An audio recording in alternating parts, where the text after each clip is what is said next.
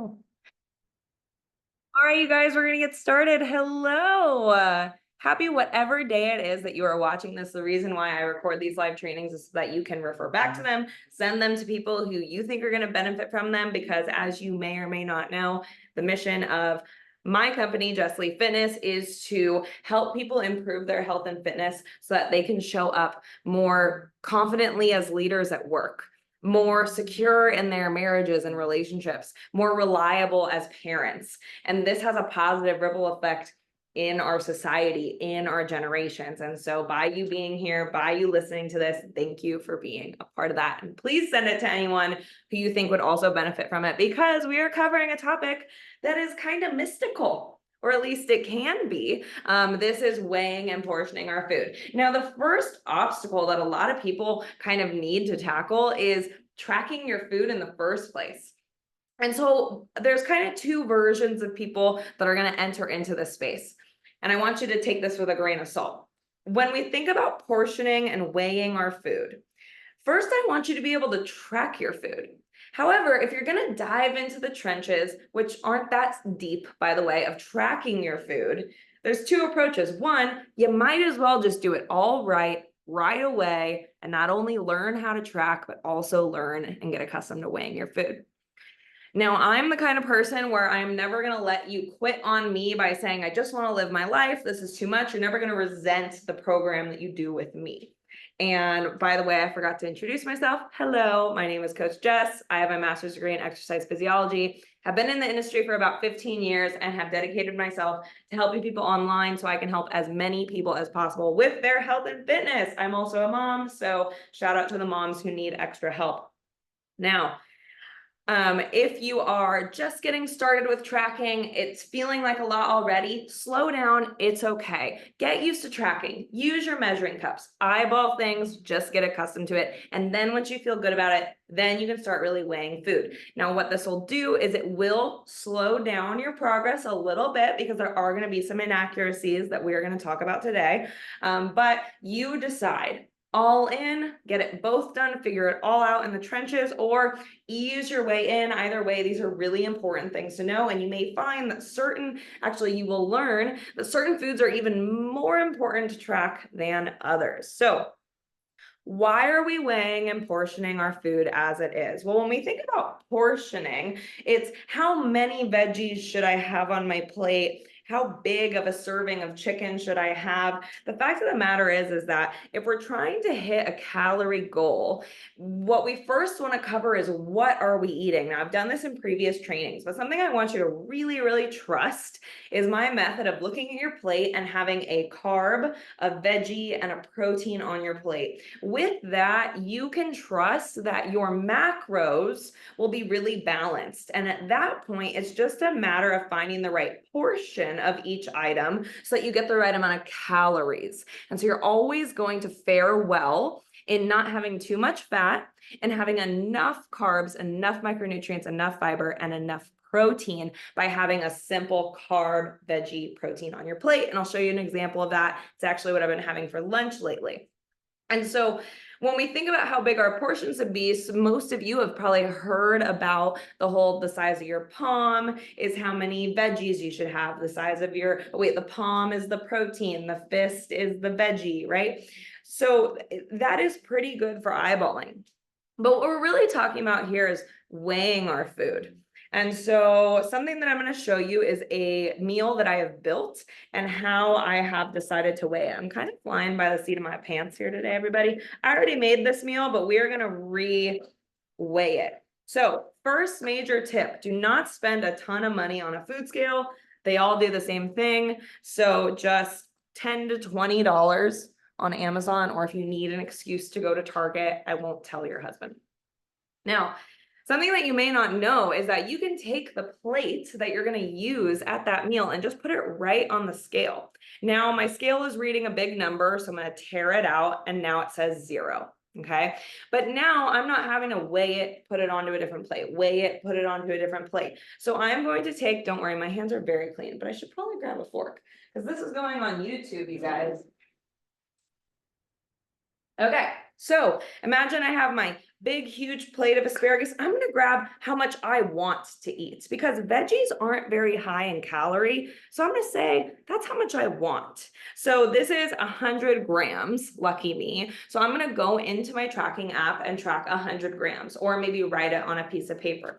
Now, the best bet is that you already planned ahead for your day and you knew that in order to hit your calorie goal, when you planned your dinner, you were able to have 150 grams of asparagus or only 75 grams. And so weighing to your pre-tracking, or for me personally, I like to really just have my lunches and dinners be the portions that I'm in the mood for, because I can manipulate my snacks and my breakfast to fit around that.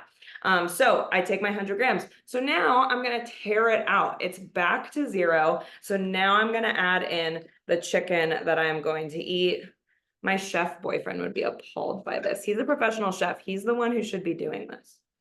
So the chicken that now what I do, you guys, is when I eat, so for veggies and grains, I do grams, because those can have very big variations in the amount. Like a couple grains of rice won't change the ounces, but it will change the grams. And so for accuracy, fruits, veggies, grains are best in grams, whereas meat is best in ounces. So this is 128 grams. I bet it'll let me switch it. Let's see.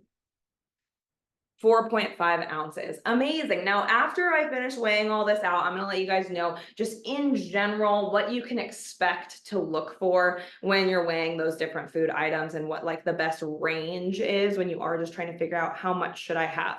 But for now, I would go into my app and put 4.5 grams of chicken breast. Yes. I'm going to change it back to grams. Also, if I'm yelling, I'm sorry. I get so excited when I talk online.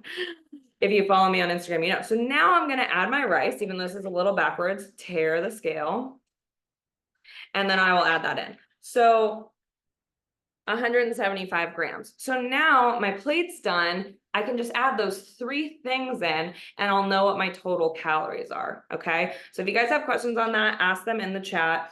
But let's talk about, you know, if we want to be more methodical about it and not just track it as we go. Because if I did that and ate my dinner, entered it all into my tracking app, and I use the First Form app, that's where I coach.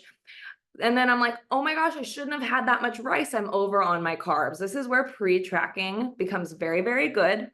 And this is also where having the most simple meals really help, because having a little bit more veggie than this isn't going to throw me off too much. Okay. But the best game plan when you're first figuring it out is I'm actually going to show you guys how I got my numbers. So I'm going to share my screen with you right here. Share. Okay, so I am in the First Form app. This is where I track my nutrition. I am going to go into the nutrition settings. Now, if you already have food tracked for the day, I would highly recommend doing this tomorrow. And this is assuming you're in the First Form app with me. But for this app, what I love is I can change my plan. So I'm going to change my plan to, I think the one is supposed to be meal plan. Maybe it's portion control. We'll find out. Okay, I'm going to switch it to portion control. And then now I'm going to go into my nutrition tab. And it's just telling me, oh, look at that. They stole my idea. Protein, carb, veggie every day. So if I hit the protein, I'm in the wrong setting. It'll give you a bunch of protein options. Let me go back. I'm like a speaker who repeats what they say for greater effect. So settings, we'll go to nutrition. And then we will actually change the plan to meal plan. Awesome. Okay. So now when I hit that protein, it should tell me, I don't know why it's not doing it, how much I should be having of each of those items. Let me try one more time. There we go. It's not going. Anyway, so in the app, it will say, you know, if Jess is going to have steak to meet her goal, she should probably be having 4 ounces. Okay. I don't know why this isn't saving.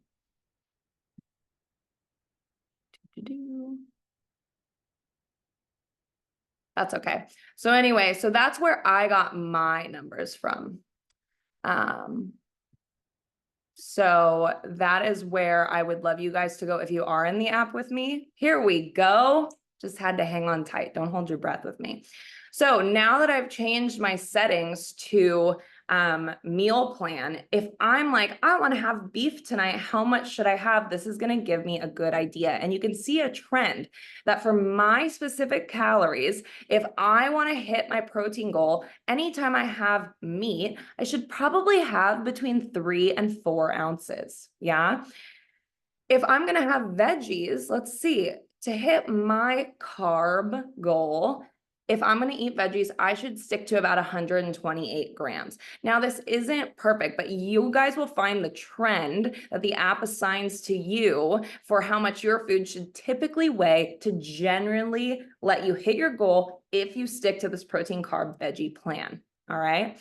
So now that I'm done fiddling around in there, so that's how I got my numbers. So, but in a general capacity, if you are an averaged height person with a normal, you could weigh, the calories you're eating could be anywhere from 1,500 to 2,500. Every time you eat meat, it should be between 3 and 5 ounces. If it's a fatty meat, I'd probably back off a little bit so you don't mess up your fat grams for the day. But anytime you eat meat, you can write this down, you want to have between 3 and 5 ounces. Every time you have vegetables, or things like potatoes, you want to have, and fruit, you want to have between 100 and I do 150. So 100 to 150 grams is what I do and recommend for any veggie, fruit, or potato. For any grain, I do the serving size listed on the label so that I don't stress myself out trying to change the amount. I can just scan the barcode. So when it's a barcoded item, I'll usually do the serving size, or I will do an exact portion of the serving size. This is what we're going to get into next on this call. But for example, I use the Trader Joe's microwave rice. I do half of a bag, scan the barcode, say I'm doing half the serving. Yes. So that is kind of your guys's go-to. Yes. So there are some, thanks for asking, Casey. There are some scales and apps that will tell you the nutritional facts. Honestly, you could Google it. And so in the, an egg is an egg is an egg. It has the same amount of protein. Yes, there is the medium, the large. We don't want to overthink it too much, because if your intention is getting the same amount of calories each day and you're moving your body a lot, those tiny little changes won't mess you up too much. And so for chicken, I'm not going to scan the barcode on my chicken. I'm just going to look up chicken breast. Yes. For banana, right? I don't know that's why weighing our food is important too. So keep that in mind. But you don't always have to be spot on. Now, what people struggle with is when they just cold enter something. They're like, I had Caesar salad for dinner. Versus either scanning the barcode or just breaking it down. I had about 3 cups of lettuce. I had about 2 tablespoons of Caesar dressing. You'd be really surprised how different that is. So we are going to talk about why weighing versus things like eyeballing or measuring cups can really make or break your total calories. So I'm going in blind on this one. The universe might have your back more than mine, but I'm just going to take the lid to a Tupperware and make that my plate, tear it out. Now, if I were to eat, let's say 5 blueberries, which is like, let's do raspberries. Let's say I was going to eat 5 raspberries. I'm not texting anyone. I'm tracking. I'm going to go into my app and change my settings back to macro tracking. And I am going to put in 5 raspberries and see how many calories that comes up with, because that's what we would do if we weren't weighing our food. Okay, so I'm going to go into raspberries. I'm going to say that I had 5 of them because my toddler ate the other 20. Sounds about right. So we have 5 calories in 5 raspberries versus if I took my 5 raspberries and I weighed them. So I have 1, 2, 3, 4, 5. I'm so glad my daughter's not home or she would be freaking out. So 5 raspberries of these raspberries is 27 grams. So I'm gonna go back in and I am going to I'm gonna add my raspberries. And usually when you cold look something up like this, it'll let you change whether you're doing a single raspberry, ounces, grams. So I'm gonna change it to grams. I'm gonna put 27 grams. Remember, I'm doing this cold. Drum roll. So these 5 raspberries are 14 calories.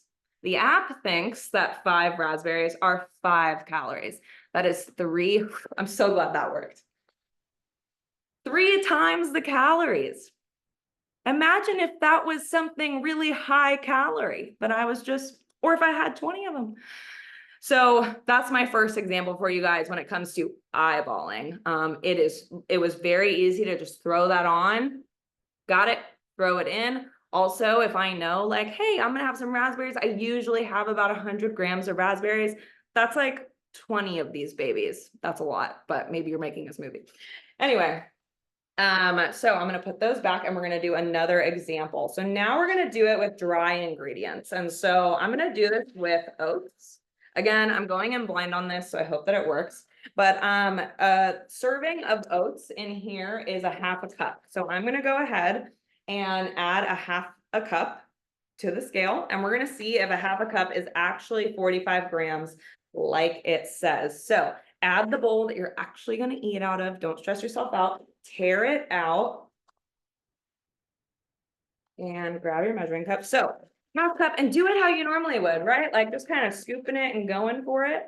Unless you're the kind of person that like shaves things off, you're probably a baker. So I'm gonna grab a half cup right here. Half cup is supposed to be 45 grams. It's 45 grams. Woo, I should be baking. Now, I did this a few days ago and it was 60 grams. And so this is where the human error of it all, where we're kind of just going for it, may be wrong. And this is a huge indicator on something like peanut butter. So we're going to do a quick example of how to actually measure your peanut butter well.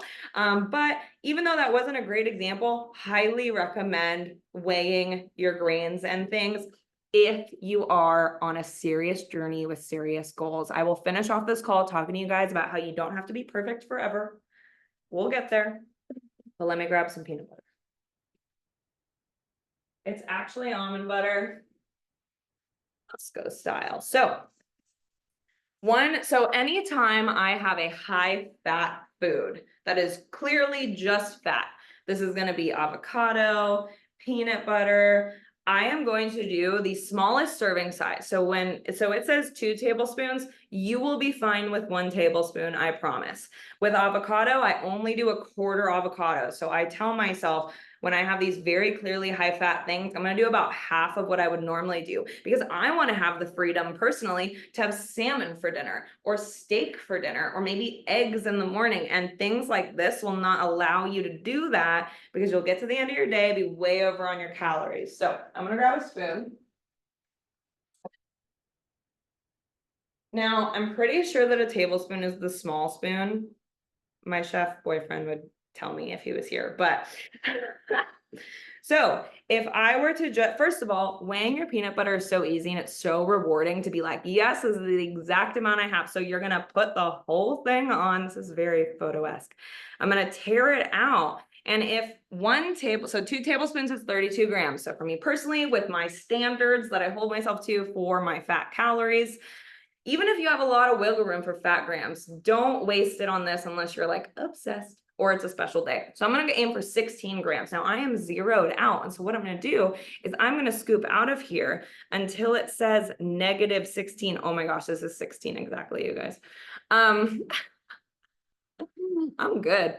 So imagine if I did like a heaping spoonful of this, it would be way more, which is way more calories. But I just wanted to show you how you would tear it out and then go into the negative. So that's how you would know. And you can keep scooping from it and keep going into the negative amount.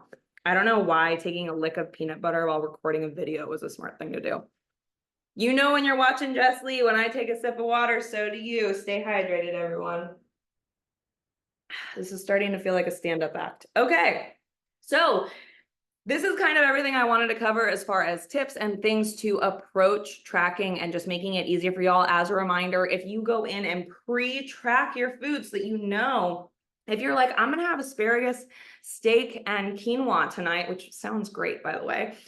If you just put that in and was like, yeah, I'm gonna have my 4 ounces, I'm gonna have my 150 grams of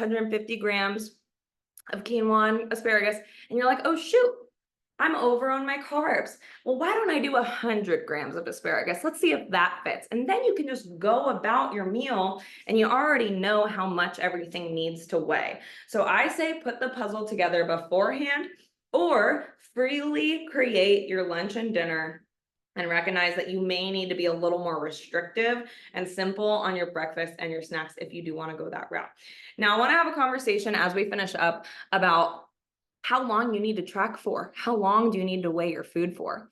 Here's the thing. When we haven't been tracking our food, our metabolism is very thrashed because one day we skipped breakfast and had 1,100 calories, and then the next day we went out to eat twice and had 3,000 calories. And this happens day in and day out, and we don't know it because we're not tracking.